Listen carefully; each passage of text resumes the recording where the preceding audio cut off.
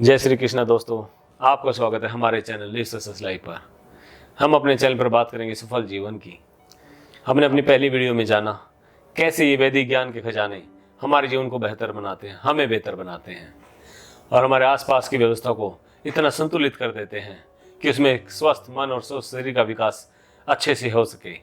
आज शुरुआत करते एक नए सफ़र की, जिसमें जानेंगे कैसे वास्तु के ज्ञान से हम घर को सजाते जीवन को सजाना सीख जाते हैं और घर को संतुलित करते करते जीवन को संतुलित करना सीख जाते हैं। हम सभी अपने जीवन का सबसे अधिक समय अपने घर और कार्य के स्थान पर बिताते हैं। अगर इन दोनों ही स्थानों को हम प्रकृति के अनुकूल व्यवस्थित कर लें तो हमें प्रकृति की सकारात्मक ऊर्जाओं का अधिक से अधिक लाभ मिलेगा और नकारात्मक ऊर्जाओं से बचाव होगा और इनका प्रभाव हमारे जीवन पर स्पष्ट रूप से दिखाई देगा।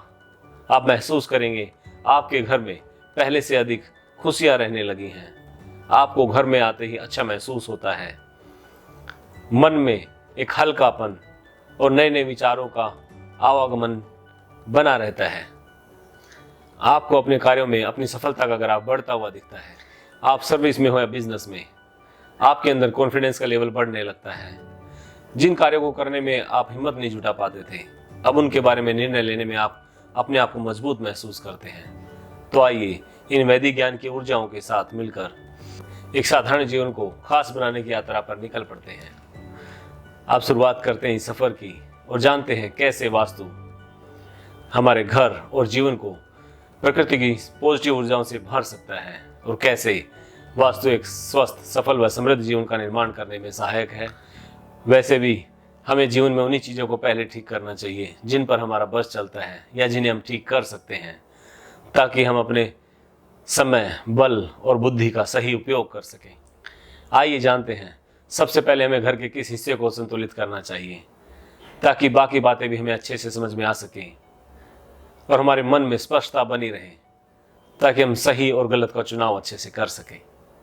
जैसे हर कार्य की शुरुआत कहीं ना कहीं से होती है, उसी तरह वास्तु का अधिक से अधिक लाभ मिल सके। हम अपने घर के किस हिस्से को सबसे पहले संतुलित करें ताकि हमें प्रकृति की पॉजिटिव ऊर्जाओं का अधिक से अधिक लाभ मिल सके और हमारे मन में स्पष्टता बनी रहे और हम आगे के निर्णय भी आसानी से ले सकें। तो वह दिशा है ईशान कोण, जो कि बहुत ही महत्वपूर्ण और संवेदनशील दिशा है। नॉर्थ ईस्ट दिशा में वास्तु पुरुष का मस्तिष्क होता है। उसी तरह जैसे वास्तु पुरुष प्रभावित होता है हमारे घर के अंदर, वैसे ही प्रभाव उस घर में रहने वालों पर होता है, हम पर होता है। उसी से हमारी मन और बुद्धि का विकास और हमारे मन में स्पष्टता, नए नए विचारों का आना।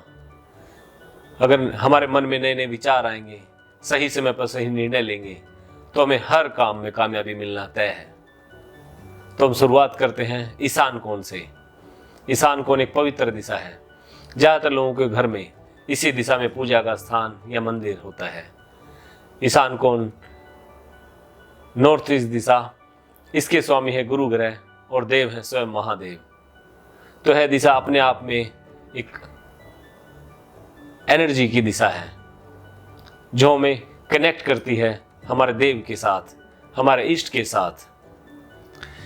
हमें आगे बढ़ने से पहले एक बात को और समझना होगा। आज के इतने महंगाई के दौर में महानगरों में जगह का अभाव है, जिससे हम घर को वास्तु के अनुसार सेट तो नहीं कर पाते, लेकिन पंच तत्वों की ऊर्जा को संतुलित करके नेचर की पॉजिटिव एनर्जी का लाभ अवश्य ले सकते हैं और अपने जीवन को एक स्वस्थ और सफलता की दिशा दे सकते हैं, जिसे हम अपने परिवार के साथ, अच्छी सेहत के साथ और खुशियों के साथ अपने जीवन को जी सकते हैं, जीवन का आनंद ले सकते हैं। और सबसे महत्वपूर्ण बात, एक स्वस्थ सफल जीवन का निर्माण करने के लिए हमें अपने घर को व्यवस्थित करना ही होगा।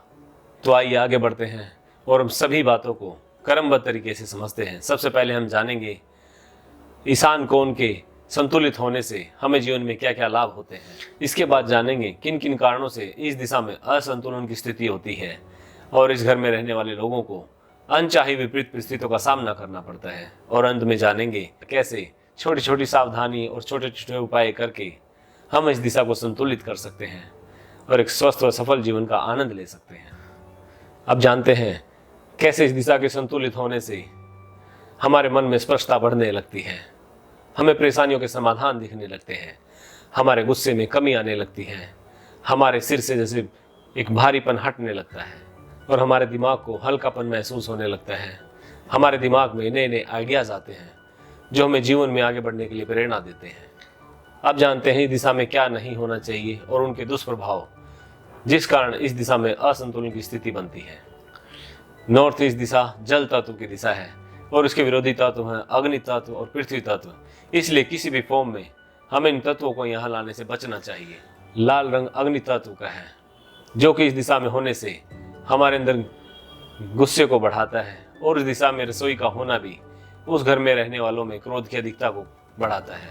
और पीला रंग जो कि पृथ्वी तत्व का है, चाहे वह किसी भी फॉर्म में हो, पेंट के रूप में, कर्टेन के रूप में, हैवी फर्नीचर के रूप में, तो हमें किसी भी फॉर्म में पृथ्वी तत्व को यहाँ लाने से बचना चाहिए, क्योंकि इसका प्रभाव हमारे मस्तिष्क पर पड़ता है और यह हमारे सोचने की क्षमता पर प्रभाव डालता है, जिससे हमारे अंदर नए विचारों की कमी बनती है।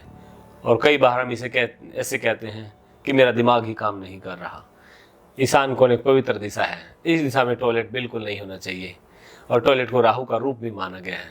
तो आप देखेंगे जिन लोगों के घर में इस दिशा में टॉयलेट होता है वो किसी की भी अच्छी बात या कोई और बात ना ही समझेंगे और ना ही मानेंगे। हमारे घर और ऑफिस की छत पर इस दिशा में पानी का टैंक भी नहीं होना चाहिए। और साइंस के नज़रिए से समझें तो जानेंगे नॉर्थ ईस्ट दिशा के स्वामी हैं गुरु ग्रह, जो कि सौर मंडल के सबसे भारी ग्रह हैं। और ठीक इसके विपरीत पर साउथ वेस्ट में राहु ग्रह का स्थान है, जो कि छाया ग्रह हैं, जिनका पिंड स्वरूप नहीं है। इसलिए ईशान कोण को पहले से ही भारी होने की वजह से हल्के से हल्का रखा जाने के लिए कहा गया है। और साउथ वेस्ट जो कि एक छाया ग्रह की जगह है, उसे भारी भरकम सामान रखने के लिए हमेशा सजेस्ट किया गया है। इसलिए नॉर्थ ईस्ट दिशा में भार कम से कम होना चाहिए और साउथ वेस्ट में भारी से भारी सामान रखा जाना चाहिए ताकि संतुलन बना रहे। इस दिशा के हिस्से का अधिक बड़ा होना अधिक सोचने का कारण बन जाता है। ऐसे घर में रहने वाले लोग बेवजह अधिक सोचते हैं और इस दिशा के हिस्से का कम होना मन में विचारों की कमी को बनाता है। ऐसे घर में रहने वाले लोगों के अंदर मोटिवेशन की कमी होती है, उनके दिमाग में अच्छे और नए विचारों की कमी बनी रहती है। और अब जानते हैं इस दिशा को पॉजिटिव रखने के लिए किन किन बातों का ध्यान रखना चाहिए। इस दिशा को संतुलित करने के लिए हमें हल्के नीले, हल्के हरे और ब्राउन रंगों का उपयोग करना चाहिए, चाहे वह पर्दों के रूप में हो, पेंट के रूप में हो या हल्के फर्नीचर के रूप में। इस दिशा में अगर किसी के घर में रसोई है तो अग्नि तत्व को संतुलन करने के लिए एक ब्राउन कलर का पत्थर गैस चूल्हे के नीचे रखना चाहिए, इससे लाभ होगा। इस दिशा में घर में पूजा का स्थान या ध्यान का स्थान बनाना चाहिए, इससे हमें अपने इष्ट के साथ जुड़ने में मदद मिलती है। और इस दिशा में भूमिगत जल का टैंक और बोरिंग भी इसी दिशा में करवाना चाहिए। इस दिशा के बढ़े हुए हिस्से को संतुलित करने के लिए हरे रंगों का उपयोग करना चाहिए, चाहे वह पेंट के रूप में हो या हम कुछ ग्रीनरी प्लांट के रूप में इस दिशा में उनको रख सकते हैं, जिससे संतुलन बने। इस दिशा के घटे हुए हिस्से को संतुलित करने के लिए हल्के नीले या ऑफ वाइट कलर का उपयोग करना चाहिए।